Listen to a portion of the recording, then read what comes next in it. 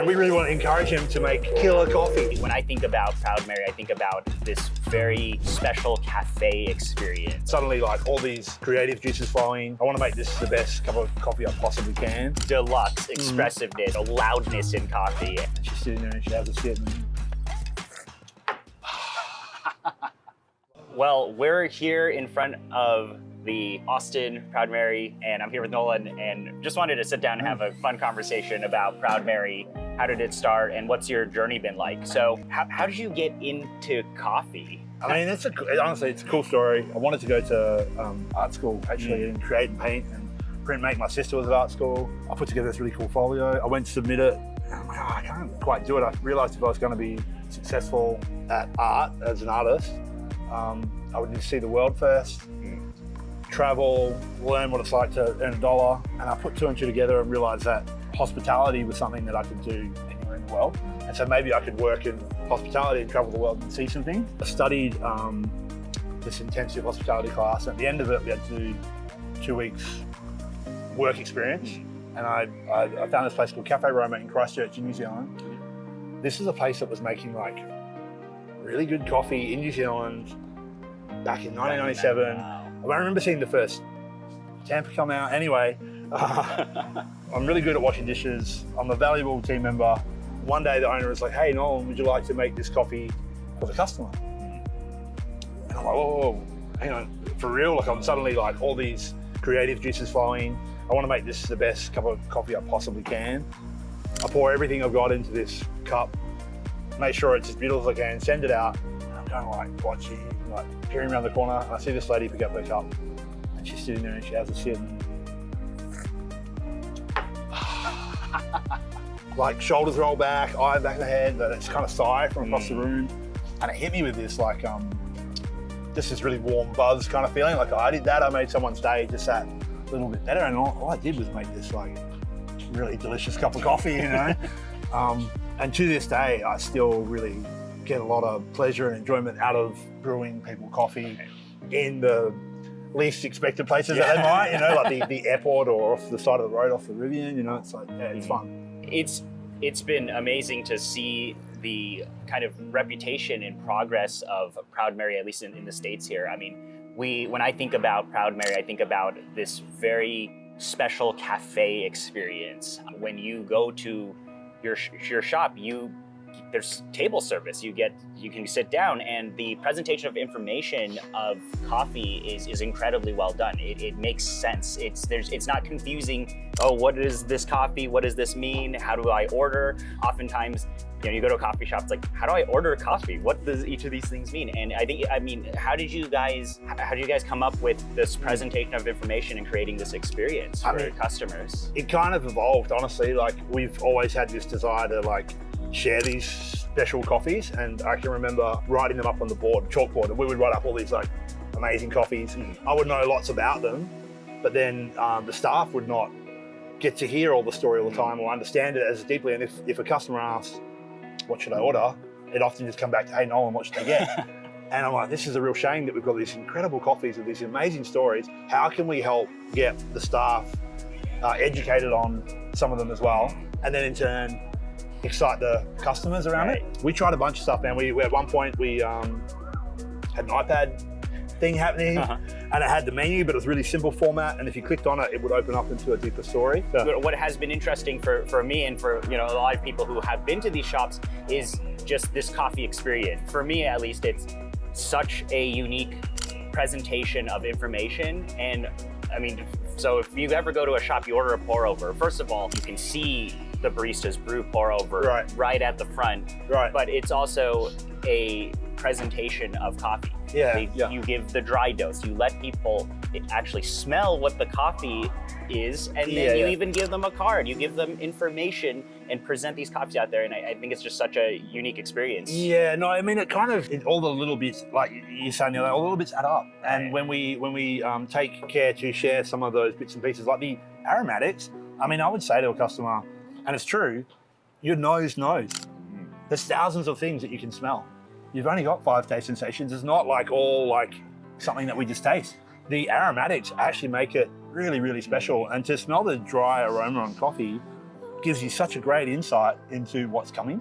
And it's like if you've been to like a really incredible fine dining restaurant experience, just the fact that you've got cutlery sitting there. Yeah. There's something coming. And I love that anticipation of like what's to come.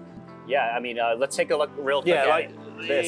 Example being like someone like Nolan Fernandez, Honduras, Panama Honey, a background on the story, a QR code with really like the hopes to kind of like get people to dive even deeper into coffee. Like these days, reels are so important and cameras so important, and having someone introduce themselves, super important, It's just this type of presentation that, I mean, the fact that you're even taking this effort to say, hey, here's this pour over, but here's also this information on it is so important. And I just have not really seen it at many other shops. I mean, I'll tell you what, like I have to fight to kind of like prove that this is worthwhile. A lot of people like don't always understand like what the value of it maybe.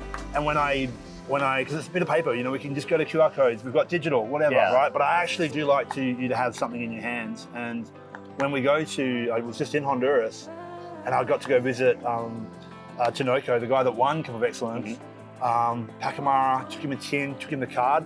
I brewed him a coffee in his house, in the kitchen. They expanded the kitchen with the winnings. I pulled out my Comandante. I'm like, hey, check this out, Comandante. And he's like, oh, I've got one too. I'm like, what are you talking about? We're up high in the mountains, Honduras. What do you mean you have a Comandante? On the shelf, unboxed, he had the winning Comandante. I got to brew his winning coffee off that Comandante for him in the kitchen. We pull out the card. One of the guys starts translating to him the story that we'd written about him. And I see the wife's face and I see the son's face, and we all just kind of like stop for a moment. And it's like, man, it's really, really special that these people have a freaking amazing story. They've worked so hard to get where they are. And here it is. And it's really also means a lot to them, not just to like on this end of the market. It's like really important that we build people up and give them an opportunity to be discovered, or to be kind of like, power to them. That lot of coffee that they sold would have sold for $2,000, sold for $30,000 US.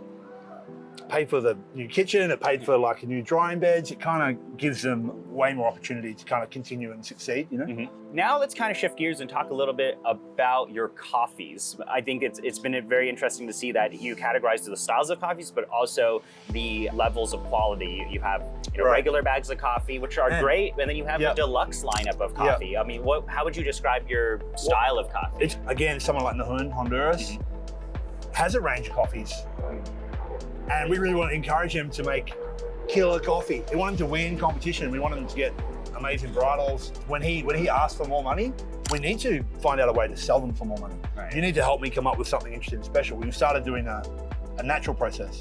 We could pay different prices depending on how well those coffees are doing. And once they get into a really high score range, I'd say above a 90, does it really matter what the price is? It's only worth what someone's willing to pay for it. So we'll try and sell some really special coffees, and I'll put I'm challenging the market. Like, where is the ceiling and why? Out of all these coffees, which do you think is your favorite category, if you could pick? I mean, I'm probably like in the wild category. Right? Okay. But I do like a warm hug from a mild every now and then, and I really like a wash Pacamara. I really like a honey process. I really like the citrus and the fruit, but it's kind of like depends on my mood.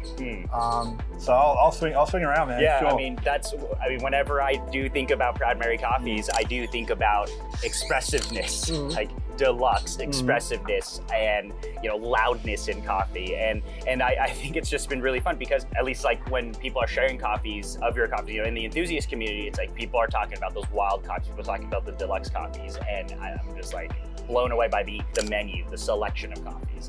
It's really hard work. Yeah, it's a really cool thing, man. I think of buying vinyl and records, and I would often get to the counter with a big stack that I can't afford, and then I'm like, oh man, I really want to buy everything. Everything is amazing, and so I'd have to filter out and make sure I pick the best of what I can. And I think of that with coffee. There's so many amazing coffees out there in the world that we would love to get our hands on, And so for those of you guys who have never tasted a Proud Mary coffee before, how would you describe what your coffees taste like? This is a very broad question. Yeah, it is, but because it really depends what you would get your is there hands on. a stylistic I mean, I would roasting style, or what do you like? We say true flavor because we're trying to not impart too much flavor onto the coffee itself. If anything, we're trying to cook it right so that it is expressing itself. And I think if you look at the categories again, then a mild coffee, it's good to be fatty and creamy. So maybe it's okay for it to be a little more relaxed in the roast and in the brew. And the wild category, those coffees like anaerobics and naturals, they're already kind of like loud already. Yeah, and they're breaking down, so you kind of they tend to roast quicker. They tend to extract quicker. I think with all coffee in general, and particularly our coffees, you need to work with what it is, where it comes from to get the best out of it. See what type of coffee. So you have a range of experiences, I guess. You know? What excites you about working with xBloom? We're really excited about xBloom for a few different reasons, and it kind of speaks a little bit to maybe where I see the future going for coffee. No different to going from driving like a 1973 F100 as my daily driver to Rivian with all the kind of like bells and whistles. The ability to be able to make a recipe for some of these coffees, like the mild Curious Wild, like a deluxe, like a geisha wash versus a geisha natural, and to be able to share that with you, and it to be something that can then go ahead and brew for you. I think it's super cool, and I like how that could apply to many different situations. I think about the restaurant industry as one of them. Just to be able to kind of like give coffee itself another platform and another audience that might otherwise not get to see it. And I think the xBloom makes that like entry barrier just right there. Like, you know, it's way more achievable than ever. Yeah, I mean, it's been amazing to be working with you. I mean, we're here in Austin and we've had a really great time, but it's also just a lot of these philosophies align with us in terms of presenting these coffees, you know, being excited about premium coffees, and also being able to share that, right? Being able to share a nice brew, the recipes and all that. You know, these are things that we spend a lot of time working on, and it's finally here, and we're just very, very happy to be able to partner with a roaster like you. I've had maybe a week with the xBloom studio at home, and it's been a really fun week. Like, I found that I have just literally moved my things aside, and it's just been the xBloom sitting there, and the fact that scales are on it, that the water dispenser, I've been playing with all the different ways I can kind of like push it around. Yeah, it's awesome, man. I'm stoked. So it's a no-brainer from our part, you know.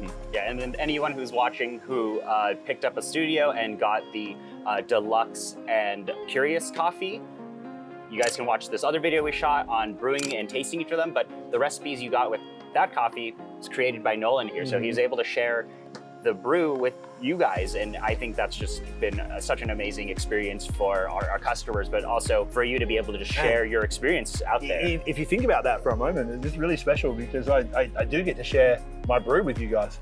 But I'm you know, so the ability to kind of make more coffee for more people like really well, it's kind of bringing that closer into people's homes. It's pretty cool. Yeah, but otherwise, just wanted to do a video with Nolan here. Hope you guys really enjoyed that and got to know Proud Mary a bit more. But yeah, otherwise, if you guys have any questions, let us know. Leave them in the comments below. And thank you so much for spending the time to watch this video. And thank you, Nolan. Yeah, you're welcome, man. Thank you, guys. Thank you. Appreciate you guys. Okay. All right. See you guys later.